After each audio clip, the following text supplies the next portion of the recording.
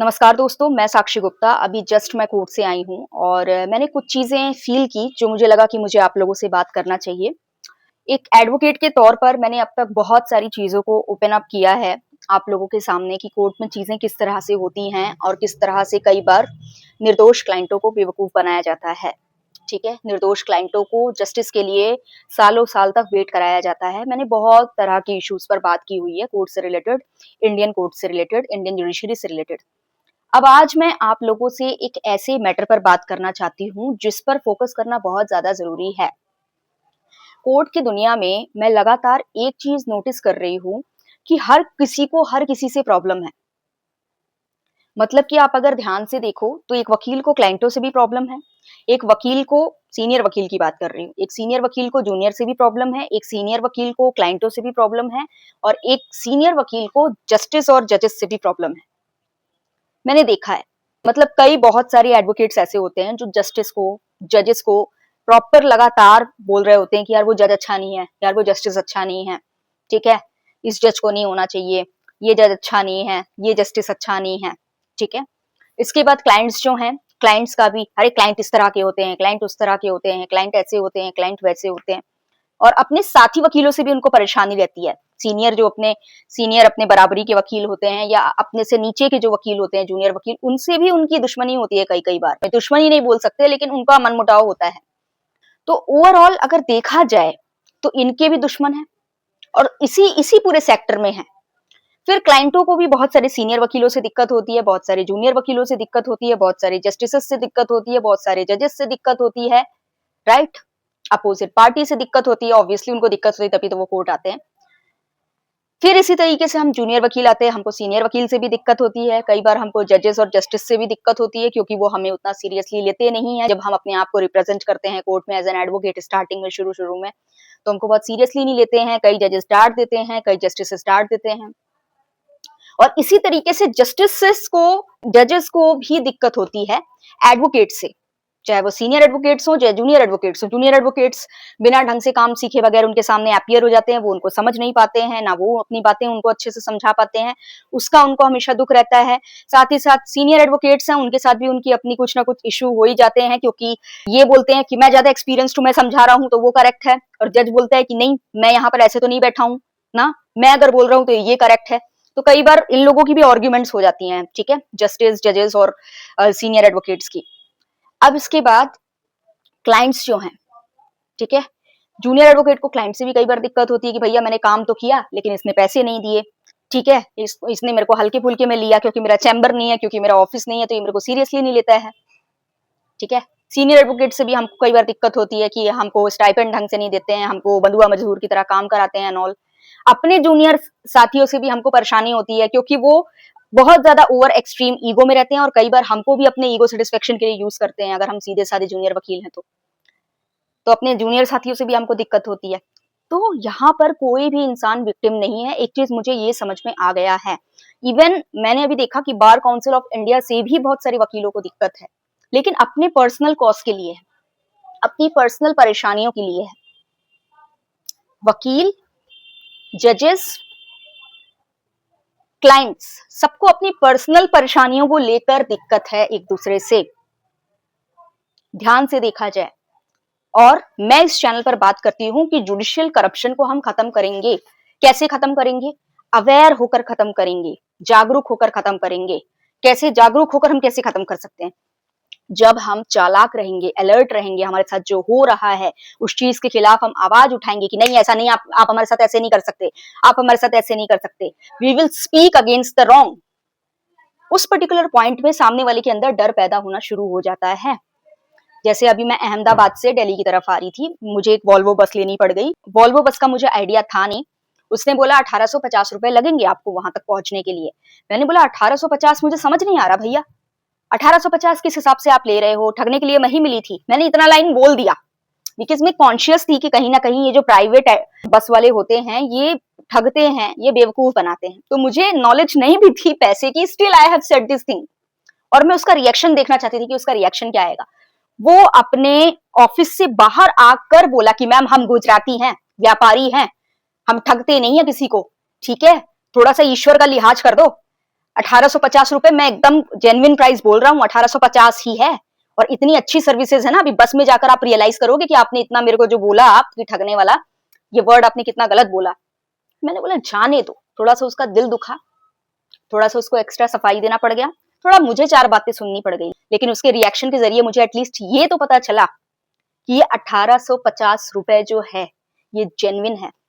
And genuinely जब मैं बस में गई तो आई रियलाइज कि नहीं, सब कुछ वॉशरूम वगैरह सब था वहां पे, और ब्लैंकेट्स वगैरह इतनी क्लीन, बेड वगैरह इतना क्लीन, सारी चीजें सब बहुत अच्छी थी। होटल वगैरह जहां जहां वो रोका, बहुत अच्छे अच्छे होटल्स में रोका खाना खाने के लिए। तो मुझे लगा कि या इट वाज जेन्युइन।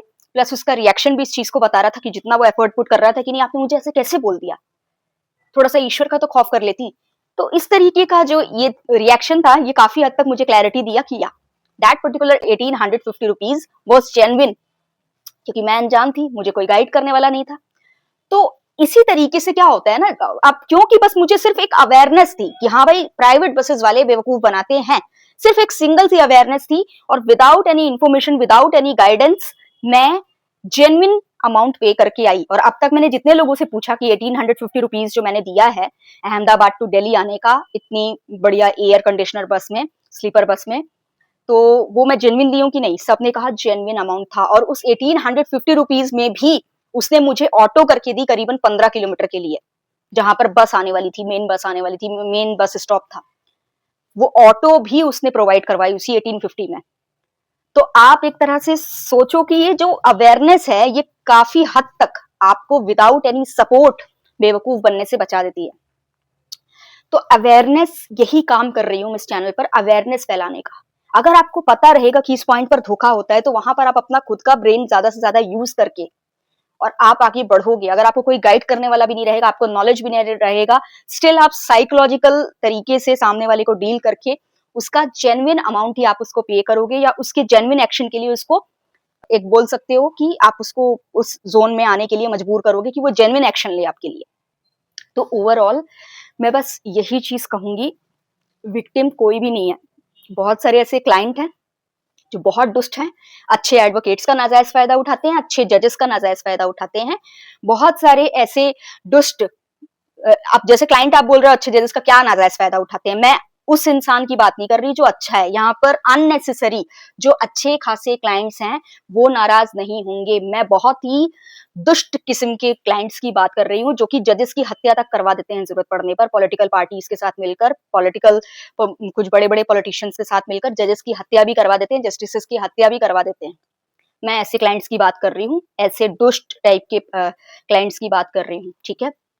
तो कुछ क्लाइंट्स ऐसे होते हैं जो जजेस, वकील, सबके लिए परेशानी का सबब बनते हैं। इसलिए नहीं क्योंकि वो बहुत महान हैं, इसलिए क्योंकि वो बहुत घटिया हैं और उनको अच्छे वकील और अच्छे जजेस पसंद नहीं आ रहे हैं। इसी तरीके से बहुत सारे सीनियर्स अच्छे जूनियर्स के लिए प्रॉब्लम क्रिएट करते हैं। बहुत सारे बार काउंसिल के कुछ कुछ ऐसे लोग रहते हैं जो कि अच्छे सीनियर्स के लिए प्रॉब्लम क्रिएट करते हैं। बहुत सारे ऐसे जस्टिसेस रहते हैं जो सीनियर एडवोकेट्स, जूनियर एडवोकेट्स के लिए प्रॉब्लम क्रिएट करते हैं। बहुत सारे जूनियर एडवोकेट्स और सीनियर एडवोकेट्स ऐसे होते हैं जो अच्छे जस्टिसेस, अच्छे जजेस के लिए प्रॉब्लम क्रिएट करते हैं। बहुत सारे लॉयर्स ऐसे होते हैं जो कि क्लाइंटों के लिए प्रॉब्लम क्रिएट करते हैं। उन बेचारे अच्छे खासे जिस इंसान के साथ गलत हुआ है उसको न्याय नहीं दिलाते हैं, उसको लूटते हैं, उसको बर्बाद कर देते हैं। यहाँ विक्टिम कोई भी नहीं है। सबसे पहले तो इस गलतफहमी से निकल जाओ। यहाँ कोई भी एक सिंगल पर्सन विक्टिम नहीं है। यहाँ पर एक सीनियर वकील भी विक्टिम हो सकता है, एक जूनियर वकील भी विक्टिम हो सकता है, एक क्लाइंट भी विक्टिम हो सकता है, एक जज भी विक्टिम हो सकता है, एक जस्टिस भी विक्टिम हो सकता है। हम इस तरह की चीजों से टैकल सिर्फ एक ही पॉइंट पर कर पाएंगे जब हम जागरूक होंगे। दैट्स वाई मैं ज्यादा से ज्यादा आपको अपने चैनल के माध्यम से जागरूक करने की कोशिश करती हूँ और हर एस्पेक्ट से बात करती हूँ, ना कि सिर्फ मैं एक तरफ से बात करती हूँ कि हाँ सिर्फ क्लाइंटों की बात कर रही हूँ। मैं हर किसी के दुख की बात करती हूँ, हर किसी की तकलीफों पर बात करती हूँ। और लिटरली मैं थक चुकी। मेरा 2 साल हो चुका है दिल्ली में। हर इंसान यहाँ पर जितने भी मिले मुझे बहुत स्वार्थी लोग मिले। ऐसे लोग मिले पॉइंट के बाद फ्रस्ट्रेट हो जाते हैं मेरे फेम से, मेरे नाम से, मेरे प्रभाव से, मेरे काम से, मेरे एम्बिशन से, मेरे गोल से फ्रस्ट्रेट हो जाते हैं। वो एक पॉइंट तक ही नाटक कर सकते हैं कि साक्षी मैडम हम आपके साथ हैं, पर असलियत में वो मेरे साथ नहीं होते हैं। वो बस नाटक कर रहे होते हैं कि वो मेरे साथ है। आप लोग बोलते हो ना कि एक टीम बना लो मैम, लीगल टीम बना लो, इतना आसान नहीं है। मैं जो काम कर रही हूँ उस काम में पूरे प्योरिटी से आकर साथ निभाना आम बात नहीं है। कोई भी आ रहा है तो सिर्फ फेम, नेम और पैसे के लिए आ रहा है। किसी को आपकी नहीं पड़ी है। इसमें कोई बुरा मानने वाली बात नहीं है, इसमें कोई ऐसा नहीं कि मैं अपनी तारीफ कर रही हूँ, पर ये सच्चाई है। शाम के वक़्त मैं बोल रही हूँ आपको, शाम का समय है, शाम के समय कहते हैं कि गलत बात, झूठी बात नहीं बोलनी चाहिए, बट मैं सच्चाई बता रही हूँ।